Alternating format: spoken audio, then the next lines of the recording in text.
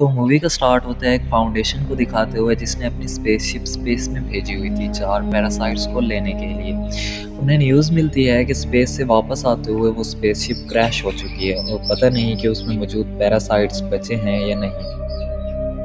वो फ़ौरन उस जगह पर पुलिस भेजते हैं और उस जगह की इन्वेस्टिगेशन करने लगते हैं। जब पुलिस वहाँ पर पहुँचती है तो हम देखते हैं कि उन 4 पैरासाइट्स में से एक पैरासाइट्स वहाँ से भागकर किसी की बॉडी में चला जाता है और उसकी बॉडी को अपना होस्ट बना लेता है और उसे यूज़ करता है। और वो लोग एक ज़ख्मी आदमी को एम्बुलेंस में हॉस्पिटल लेकर जा रहे होते हैं, लेकिन उसी में एक औरत भी होती है जो काफ़ी अजीब रिएक्ट कर रही होती है, क्योंकि वो पैरासाइट किसी और में नहीं बल्कि इसी औरत में आया होता है। वो औरत एम्बुलेंस तोड़ते हुए उस मुल्क की तरफ निकलने लगती है जहाँ पर वो फाउंडेशन थी जिसने अपना स्पेसशिप स्पेस में भेजा था। खैर यहाँ पर ये सीन यही कट होता है और हम एक लड़के को देखते हैं, उसका नाम एडी होता है और वो काफ़ी अच्छा न्यूज़ रिपोर्टर होता है। उसकी कंपनी उससे काफ़ी खुश थी और उसकी एक फियांसी भी थी जो कि उसी फाउंडेशन में काम करती थी जिसने अपना स्पेसशिप स्पेस में भेजा था। और अगली सुबह हम देखते हैं कि एडी अपने ऑफिस जाता है। उसका बॉस उससे कहता है कि तुम काफ़ी अच्छा काम करते हो और आज जो टास्क मैं तुम्हें देने जा रहा हूँ तुमने उसको भी अच्छे से करना है। दरअसल आज तुमने इंटरव्यू लेना है उसी फाउंडेशन के सीईओ यानी उसके ओनर से। तो तुमने उससे पूछना है कि तुम अपना स्पेसशिप स्पेस में क्यों भेजते हो और ये पैरासाइट्स का क्या चक्कर है। और याद रहे तुम उससे इसके अलावा कोई एक्स्ट्रा बात मत करना क्योंकि वो काफ़ी रिच और काफ़ी बुरा आदमी। अगर तुमने उसकी पसंद की कोई बात ना की तो वो तुम्हें मरवा भी सकता है। तो एडी अपने बॉस से कहता है कि आप परेशान ना हो, मैं उससे अच्छे से बात करूँगा और उनसे उनकी इन्वेंशन और डिस्कवरी के बारे में पूछूंगा। और फिर रात को हम देखते हैं कि एडी अपने घर आ चुका है।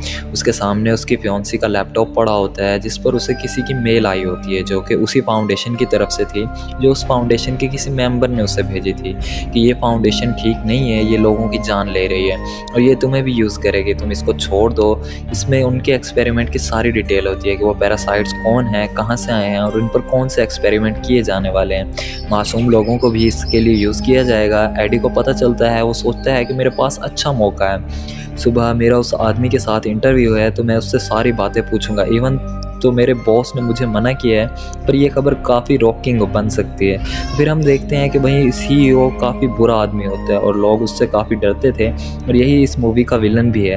अब एडी इसका इंटरव्यू का टाइम हो चुका था तो वो उसके पास आ जाता है और उन लोगों का इंटरव्यू स्टार्ट हो जाता है। शुरू में तो एडी उससे ऐसे ऐसे सवाल करता है कि बताएं आपने स्पेस में क्या क्या डिस्कवरीज की। तो फाउंडेशन का ओनर काफ़ी खुश होकर जवाब दे रहा होता है, लेकिन तभी एडी अपने सवाल चेंज करने लगता है कि मैंने सुना है कि आप अपने एक्सपेरिमेंट्स के लिए इंसानों को चुनने वाले हैं, यानी उनकी जान के साथ खेलकर भी आप अपने एक्सपेरिमेंट को सक्सेसफुल बनाने की कोशिश करेंगे। और जैसे ही वो ओनर ये बात सुनता है तो उसको एडी की बातें काफ़ी बुरे लगने लगती हैं। वो इसको कहता है कि फ़ौरन इस अपने इंटरव्यू को बंद करो और चले जाओ यहाँ से।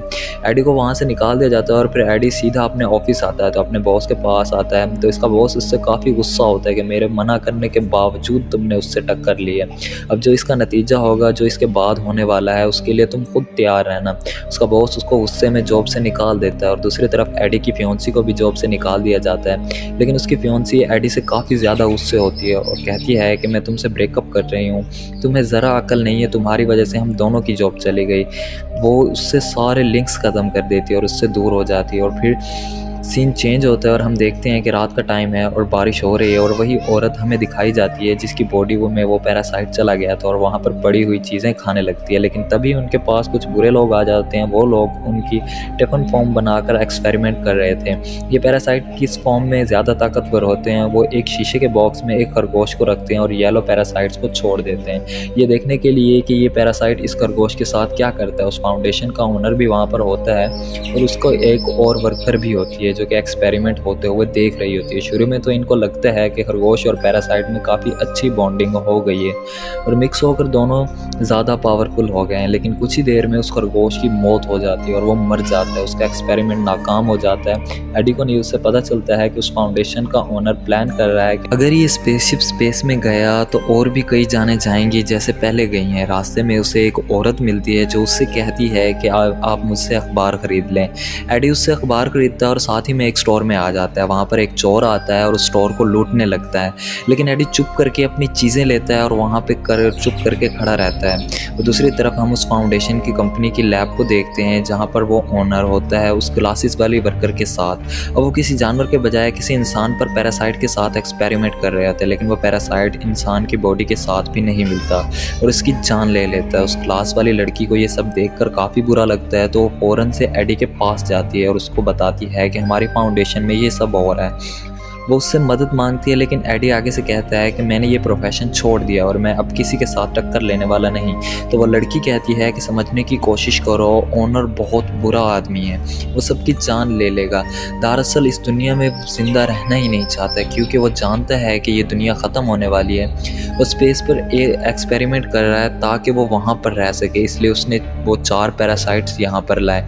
वो पैरासाइट्स कोई और नहीं बल्कि स्पेस के क्रिएचर्स हैं जो कि काफ़ी पावरफुल थे। लेकिन जब उन 4 पैरासाइट्स को यहाँ पर लाया गया तो उनमें से एक पैरासाइट तो फ़ौरन ही वहाँ से भाग गया और अब सिर्फ बाकी 3 बचे हैं और अब वो ओनर एक्सपेरिमेंट कर रहा है और मासूम लोगों की जान ले रहा है। वो एडी से कहती है कि प्लीज़ तुम कुछ करो क्योंकि तुम जानते हो कि कैसे अप्रोच करना है, तुम इस न्यूज़ को पब्लिश कर दो ताकि वो ओनर पकड़ा जाए। मुझसे नहीं बर्दाश्त होता कि लोग मर रहे हैं। एडी कहता है कि ठीक है, मैं सारी बात समझ गया, तुम परेशान ना हो, मैं जल्दी ही कुछ करता हूँ। फिर एडी चुपके से उस लैब के अंदर आ जाता है जहाँ पर वो देखता है कि वाकई यहाँ पर इंसानों पर एक्सपेरिमेंट हो रहे हैं। वो प्रूफ के तौर पर यानी एविडेंस के तौर पर वहाँ पर तस्वीरें लेने लगता है। वो देखता है कि जिस औरत से वो अखबार लेता था वो भी वहाँ पर है।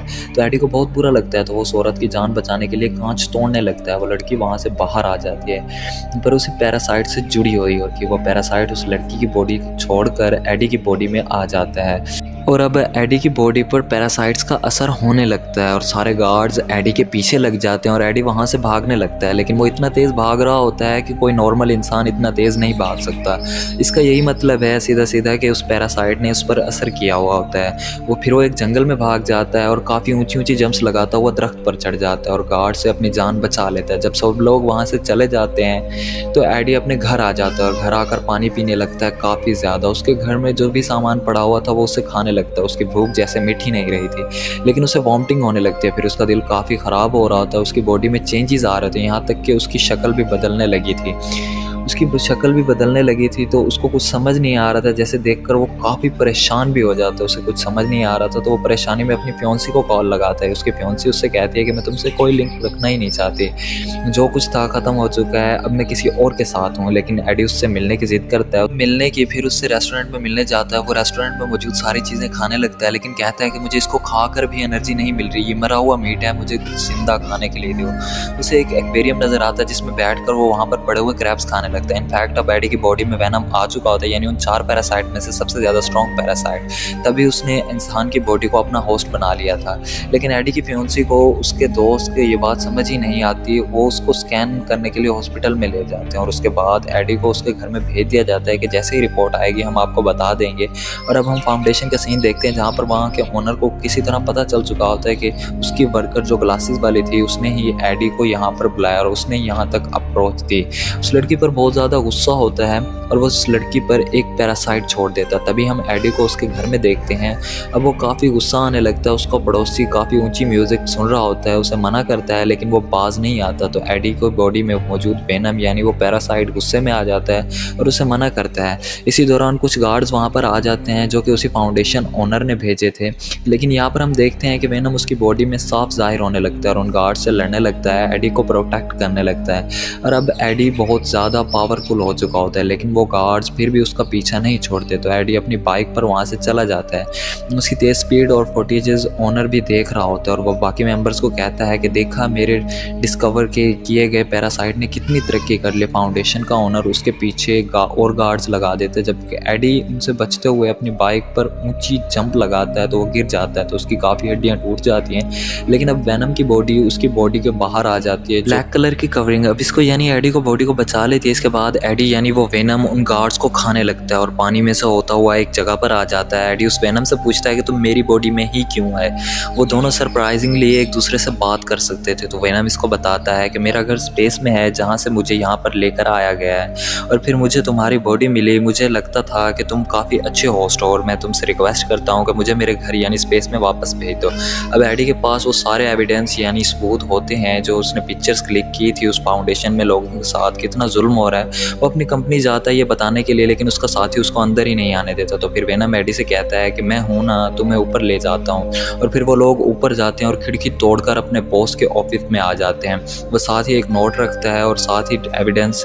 लेकिन तभी वहाँ पर उसके ऑनर गार्ड्स आ जाते हैं, ऑनर के गार्ड्स आ जाते हैं जो उस पर अटैक करने लगते हैं, इस पर शूट करने लगते हैं। लेकिन वेनम एडी की बॉडी से बाहर आकर इसे दोबारा से प्रोटेक्ट करता है। वो उन सब गार्ड्स को हरा कर उनमें से एक को खाने ही वाला होता है कि उसकी फ्योंसी लड़की वहाँ पर आ जाती है जो कि उससे ब्रेकअप करके गई थी। एडी इंसानी शक्ल में वापस आ जाता है और उससे कहता है कि तुम क्या कर रही हो यहाँ पर। तो लड़की कहती है कि तुम्हारा तो इलाज चल रहा था ना, तुम यहाँ पर क्या कर रहे हो, तो तुम फ़ौरन से मेरे साथ आओ, इससे पहले कि कोई और मसला ना हो जाए। अब वो दोनों हॉस्पिटल आते हैं और उसकी पुरानी फ्योंसी का दोस्त उससे दोबारा से स्कैन करता है और फाइनली वो यहाँ पर सक्सेसफुल हो जाते हैं एडी की बॉडी से उस वेनम को निकालने में। एडी काफ़ी ज़्यादा लाइट फील कर रहा होता है और वो खुश होता है कि उस वेनम से कहता है कि मैं भी नहीं चाहता था कि तुम मेरी बॉडी में आओ, लेकिन साथ ही उस फाउंडेशन के लोग उसे दोबारा से किडनैप करके ले जाते हैं और अब उस ओनर के सामने लेकर आया जाता है। हमें पता लगता है कि उस फाउंडेशन के ओनर में भी वो पैरासाइट आ चुका है जो कि किसी बच्ची की ने उसकी बॉडी में ट्रांसफ़र किया था। वो ओनर एडी से कहता है कि तुम्हारी बॉडी में जो पैरासाइट है वो मुझे दे दो। एडी कहता है कि वो थोड़ी देर पहले ही मेरी बॉडी छोड़कर चला गया है, वो मेरे पास नहीं है, कहीं और है, तो उसे ढूंढो, जाओ।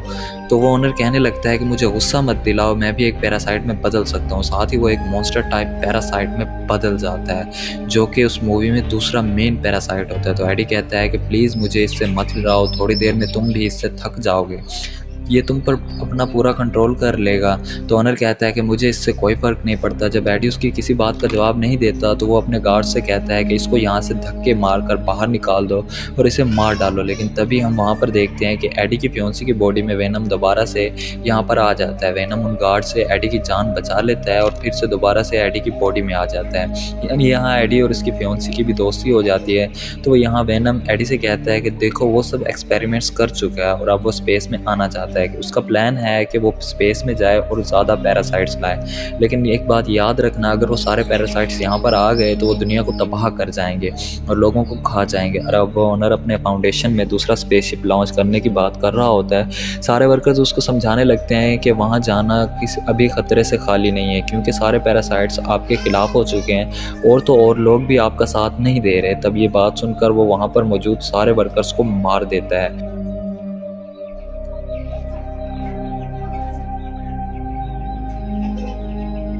और तभी वहाँ पर वेनम भी आ जाता है और उन दोनों में काफ़ी ख़तरनाक लड़ाई होती है, क्योंकि वेनम नहीं चाहता था कि ये ओनर उसकी दुनिया पर जाकर कब्ज़ा करे और उसके साथ ही पैरासाइट्स को यहाँ पर लाए। अब यहाँ पर हम देखते हैं कि वो ओनर काफ़ी ज़्यादा स्ट्रॉन्ग हो जाता है और वेनम यानी एडी को वहाँ पर मारकर स्पेसशिप के अंदर चला जाता है। लेकिन वेनम मर कैसे सकता था, वो एडी की बॉडी में दोबारा आता है और उसकी स्पेसशिप की तरफ जंप करता है। जिस चीज़ से उसने ओनर ने एडी पर अटैक किया था वो उसी वेपन से स्पेसशिप को डैमेज कर देता है, जिससे उसका सारा फ्यूल नीचे गिरने लगता है और वो स्पेसशिप ब्लास्ट कर जाती है। तो हम यहाँ पर देखते हैं कि वो ओनर मर चुका है और उस वेनम ने अपनी जान कुर्बान कर दी है एडी को बचाने के लिए। अब एडी गिर जाता है पानी में। अगले दिन हम देखते हैं कि एडी और उसकी पुरानी फ्योंसी बैठकर बातें कर रहे होते हैं कि तभी उसकी फ्योंसी को एडी की बॉडी से वेनम की आवाज़ आती है। तो वो कहती है कि एडी, वेनम अभी भी ज़िंदा है। तो एडी उससे कहता है कि नहीं नहीं, वो तो किसी और की आवाज़ थी। तो हमें यहाँ पर पता चलता है कि वेनम जनाबे आला अभी भी ज़िंदा थे। इसके बाद एडी वहाँ से उठ जाता है और चुपके से वेनम से बातें करने लगता है और कहता है कि देखो अब तुम मेरी दुनिया में रह तो रहे हो, पर किसी को पता ना चले कि तुम वाकई यहाँ पर रहते हो। और कुछ रूल्स हैं जो कि तुम्हें फॉलो करना पड़ेंगे, जैसे कि तुम इंसानों को नहीं खाओगे, सिर्फ बुरे इंसानों को खाओगे, और वो भी कभी कभी। करो प्रॉमिस। तो वेनम कहता है कि एडी बुरे लोग कौन से होते हैं बताओ मुझे। तो एडी कहता है कि ऐसे लोग जो दूसरे लोगों का दिल दुखाते हैं और उनके साथ बुरा करते हैं। तभी वहाँ से वो लोग एक स्टोर में आ जाते हैं और देखते हैं कि स्टोर को एक और आदमी लूटने आया हुआ है। और ये देखकर वेनम एक्टिवेट हो जाता है, उसे रूबरू होकर यानी उस चोर को खा लेता है, जैसे कि एडी ने कहा था कि तुम सिर्फ बुरे लोगों को खाओगे। इसके बाद हम देखते हैं कि सब कुछ नॉर्मल हो जाता है और एडी फिर से अपनी पुरानी जॉब पर आ चुका है, यानी न्यूज़ रिपोर्टर की बन गया है। और अब वो एक बहुत बड़े सीरियल किलर का इंटरव्यू ले रहा होता है। और इसी के साथ ये मूवी यहीं पर एंड हो जाती है। Thank you for watching.